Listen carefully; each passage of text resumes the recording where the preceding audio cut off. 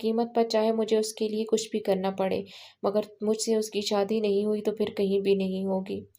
तुम कैसी बातें कर रहे हो अस्वथ? तुम मुझसे कौन-सा बदला लेना चाहते हो?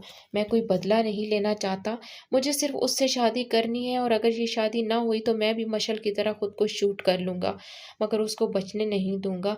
मैं ये लिख कर रख जाऊँगा कि मेरी मौत की ज़िम्मेदार वो है, फिर मैं देख लूँगा कि वो खुद को कैसे बचाएगी। मैंने फ़ोन का रिसीवर पटख दिया। मैं नहीं जानता था कि अम्मी ने उसे क्या कहा, क्या वास्ता दिया, कौन-सी धमकी का इस्तेमाल किया था, मगर जब वो वापस आई तो रज़ामंदी की खबर लाई थी। मशल के घरवाले इस खबर से बरहम थे और उन्होंने हमसे कतई ताल्लुक़ कर लिया था। महरीन अपनी अम्मी के पास चली गई थी और पूरे 3 माह बाद उसे बहुत सादगी से ब्याह लाया था। मैंने अम्मी की सारी इल्तिजाएँ रद्द कर दी थीं।